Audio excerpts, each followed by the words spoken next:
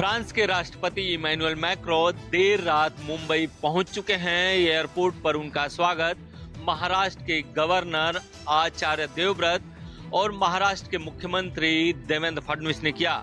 इस मौके पर उप मुख्यमंत्री एकनाथ शिंदे, उप मुख्यमंत्री सुनेत्रा पवार भी मौजूद थी।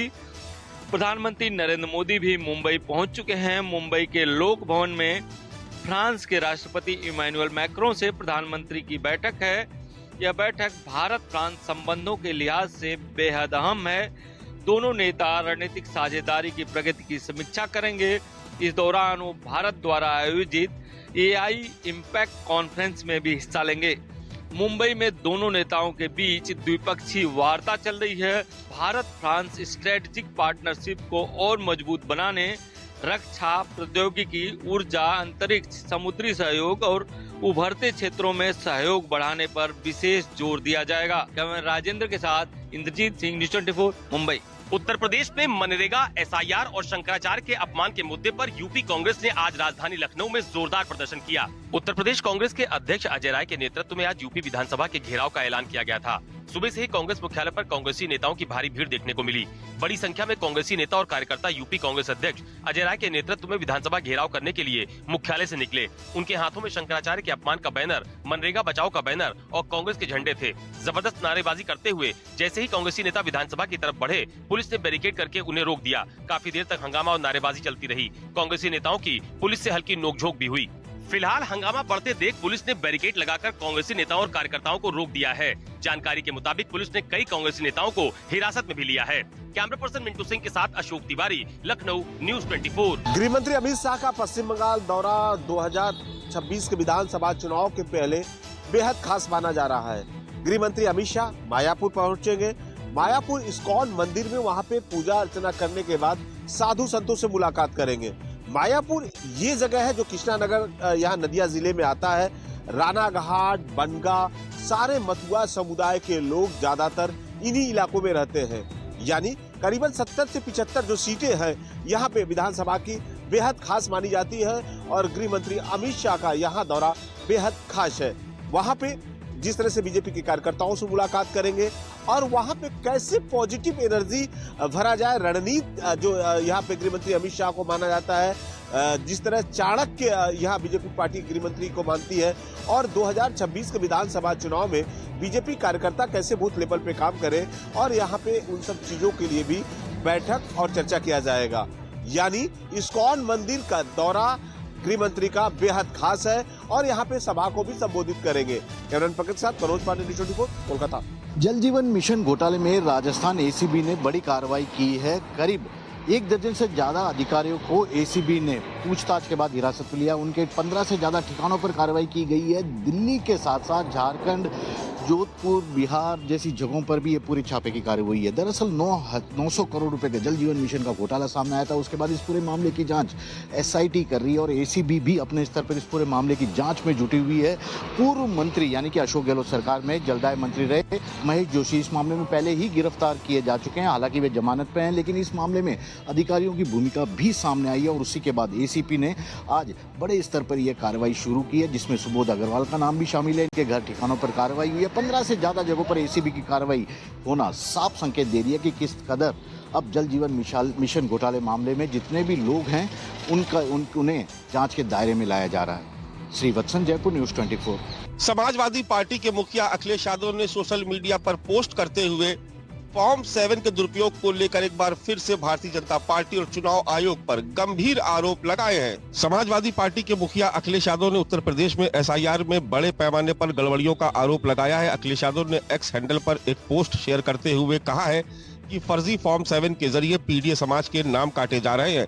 उन्होंने कहा कि पिछड़ा वर्ग, दलित और मुस्लिमों के नाम बड़े पैमाने पर काटे जा रहे हैं। उन्होंने दलित और पिछड़े वर्ग की 3 दर्जन से ज्यादा जातियों का उल्लेख करते हुए लिखा कि ये लिस्ट और भी लंबी हो सकती है।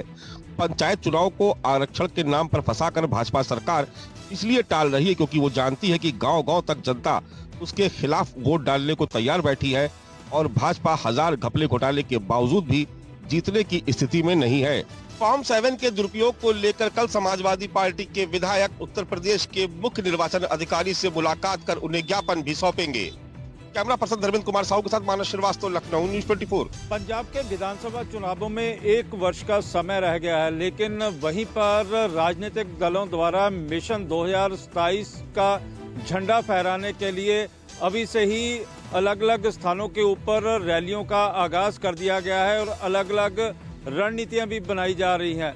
और आज श्रोमणी अकाली दल ने भी मिशन 2027 के लिए बिगुल फूंक दिया है और आज माजा के कादियां में एक बड़ी जनसभा की गई, जिसमें श्रोमणी अकाली दल के अध्यक्ष सुखबीर सिंह बादल के साथ साथ श्रोमणी अकाली दल की सारी लीडरशिप उपस्थित थी। और वहीं पर सुखबीर बादल ने आने वाले समय में यदि श्रोमणी अकाली दल की सरकार बनती है तो लोगों को रोड मैप बनाया कि यदि सरकार बनने के बाद लोगों को क्या क्या सहूलतें दी जाएंगी। कैमरामैन गंभीर सिंह राणा के साथ विशाल इंग्लिश, न्यूज़ 24 चंडीगढ़। महाराष्ट्र में टीपू सुल्तान को लेकर जारी विवाद थमने का नाम नहीं ले रहा है। सबसे पहले मालेगांव महानगर पालिका में उप महापौर ने अपने कार्यालय में टीपू सुल्तान की तस्वीर लगाई। उसके बाद कांग्रेस पार्टी के प्रदेश अध्यक्ष हर्षवर्धन सपकाल ने टीपू सुल्तान की तुलना छत्रपति शिवाजी महाराज से की है। और अब अकोला महानगर पालिका से टीपू सुल्तान को लेकर विवाद की खबरें सामने आ रही है। साल 2012 में अकोला महानगर पालिका के मुख्य सभागृह का नाम टीपू सुल्तान रखा गया था, लेकिन हाल ही में कांग्रेस प्रदेश अध्यक्ष द्वारा टीपू सुल्तान की तुलना छत्रपति शिवाजी महाराज से किए जाने के बाद उपजे विवाद के बीच बीजेपी आक्रामक हो गई है। बीजेपी पार्षद पवन महल्ले और उनके समर्थकों ने सभागृह के बाहर टीपू सुल्तान का नाम हटाकर वहां धर्मवीर संभाजी महाराज का बोर्ड लगा दिया है। वहीं शिवसेना शिंदे गुट के महानगर प्रमुख राजेश मिश्रा ने भी प्रशासन को निवेदन सौंपकर इस सभागृह का नाम छत्रपति संभाजी महाराज या एपीजे अब्दुल कलाम के नाम पर रखने की मांग की है। कैमरामैन विनोद सिंह के साथ राहुल पांडे, न्यूज़ 24 मुंबई। स्वर्गीय रामविलास पासवान के लिए बेचारा शब्द का इस्तेमाल अब बिहार में एक बड़ा राजनीतिक मुद्दा बन गया है। आज दूसरे दिन भी लोजपा आर के सभी जो विधायक थे वह सदन के अंदर और बाहर आरजेडी के खिलाफ जमकर नारेबाजी की। सभी लोजपा आर के विधायकों का मांग था कि कुमार सर्वजीत के साथ साथ नेता प्रतिपक्ष तेजस्वी यादव इस मामले को लेकर माफी मांगे। जब तक माफी नहीं मांगेंगे तब तक हम सदन को चलने नहीं देंगे। दूसरी तरफ कुमार सर्वजीत ने अपनी सफाई में कहा कि वह खुद एक दलित हैं और उन्होंने किसी का अपमान नहीं किया है। वो जानते हैं कि स्वर्गीय रामविलास पासवान एक बड़े नेता हैं और वह केवल इतना चाहते थे कि उनकी जो मूर्ति है वह बिहार विधान सभा के परिसर में लगाई जाए और इसके अलावा उन्होंने किसी का अपमान नहीं किया है। कैमरामैन सनी के साथ सौरभ कुमार, पटना, न्यूज़ 24। असम और तमिलनाडु सहित कई राज्यों में विधानसभा के चुनाव होने वाले हैं, लेकिन असम और तमिलनाडु में कांग्रेस के अंदर भारी गुटबाजी है। कल ही भूपेन्द्र बोरा ने पार्टी से इस्तीफा दिया था। हालांकि उनके इस्तीफे वापस लेने की खबर के बाद भी चर्चा ये है कि आज वो असम के मुख्यमंत्री हेमंत बिस्वा शर्मा से मुलाकात करेंगे और उसके बाद बीजेपी भी ज्वाइन कर सकते हैं। असम में पार्टी अध्यक्ष ने इस्तीफा देकर हलचल मचा दी तो मणिशंकर अय्यर के बयान पर खूब हो हल्ला मचा। इसके अलावा तमिलनाडु में पावर शेयरिंग को लेकर सियासत गर्म है। पार्टी सांसद मणिकम टैगोर ने सहयोगी डीएमके के साथ सत्ता की साझेदारी को लेकर बयान देकर बखेड़ा खड़ा कर दिया। हालांकि बाद में तमिलनाडु कांग्रेस के चीफ के सेल्वा पेरुथनगई ने पार्टी सांसद के बयान की आलोचना की और कहा कि कोई भी एआईसीसी नेताओं से बड़ा नहीं है। साथ ही सार्वजनिक मंचों पर गठबंधन पर चर्चा न करने की हिदायत दी। Raman Kumar, Delhi, news 24। AI summit में दूसरा दिन इस बात को लेकर ज्यादा फोकस कर रहा था कि आखिरकार स्वास्थ्य के क्षेत्र में एआई की क्या भूमिका हो सकती है और बहुत सी ऐसी चीजें जो कि अमूमन डॉक्टरों के पास जाकर के आपको पता चलती हैं, क्या वो एआई के माध्यम से मशीनों के जरिए आप तक पहुंच सकती हैं या फिर आप खुद उन जानकारियों को हासिल कर सकते हैं। इस तरह की जानकारियों को हासिल करने का जरिया आखिरकार एआई कैसे उपलब्ध कराता है, इसके लिए हम चले आए उस पवेलियन में जहां पर बेहतर स्वास्थ्य के लिए एआई इम्पैक्ट के जरिए क्या किया जा सकता है। और हमने पाया कि यहाँ पर बहुत से ऐसे मशीनें इस बार लाई गई हैं जो आपके स्वास्थ्य के वाइटल पैरामीटर्स को स्टोर करती हैं और फिर वो क्लाउड में जाकर के स्टोर हो जाती हैं और वो आपके फ़ोन नंबर के ज़रिए एक्सेस की जा सकती हैं। हर दिन के हिसाब से नए नए विषयों को AI कैसे एक्सेस करता है और उन्हें सहूलियत प्रदान करता है, इसकी तैयारी चल रही है और आने वाले 2 दिन इसी तरह से बीतेंगे, जिसके बाद 19 और 20 को मेन इवेंट शुरू होते हैं जब राष्ट्राध्यक्ष आने यहाँ शुरू हो गए। इस वक्त AI कितनी मददगार आम जनता के लिए है, इसको लेकर तमाम लोग इन पवेलियंस में घूम रहे हैं। कैमरामैन राणा विनाश के साथ संजीव त्रिवेदी, न्यूज़ 24 दिल्ली।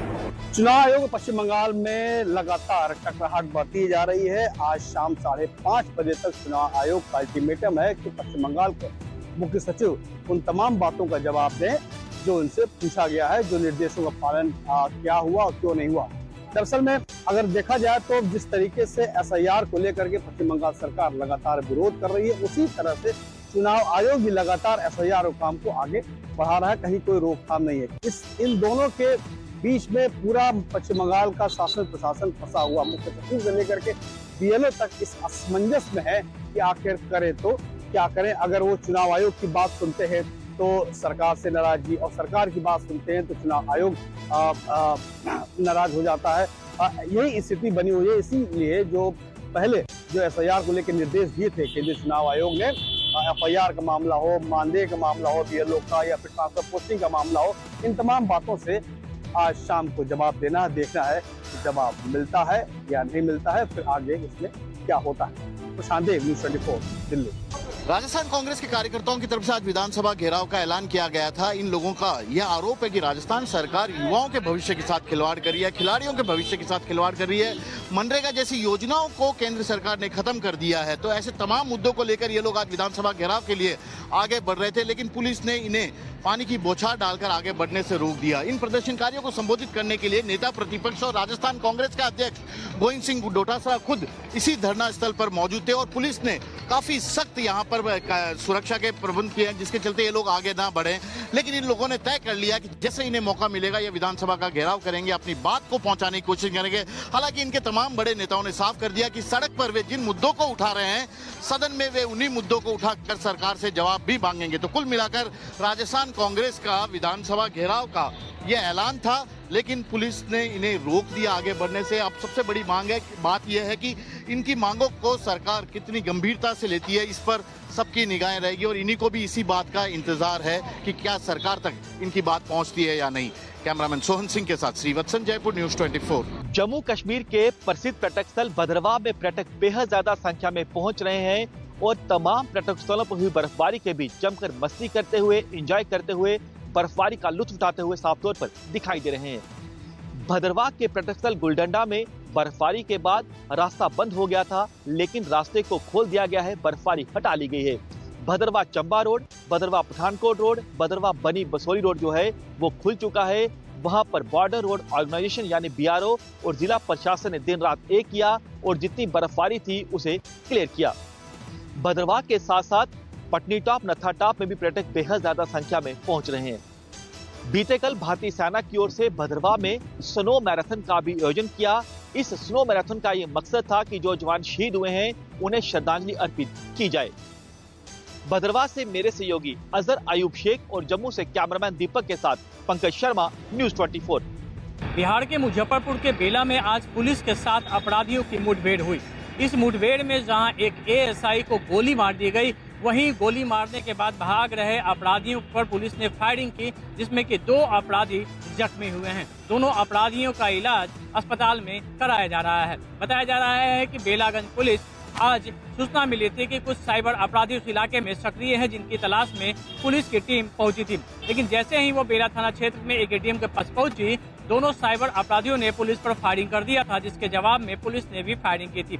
घटना की जानकारी मिलते ही इलाके के DIG, SSP और City SP मौके पर पहुंच गए। छानबीन में सामने आया कि ये सभी एक इंटरनेशनल गैंग से जुड़े हुए सदस्य थे, जो काफी दिनों से इस इलाके में सक्रिय थे और ATM में साइबर फ्रॉड करने के लिए आए थे। लेकिन इसकी सूचना स्थानीय लोगों द्वारा पुलिस को दी थी, जिसके बाद मौके पर बेला थाना की पुलिस पहुंची थी और जवाब में वहां पे मुठभेड़ की घटना हुई, जिसमें दोनों अपराधी तो जख्मी हुए ही, साथ में बेला थाना के ASI विकास कुमार सिंह भी जख्मी हो गए हैं। कैमरामैन सनी के साथ अमिताभ ओझा, न्यूज़ 24।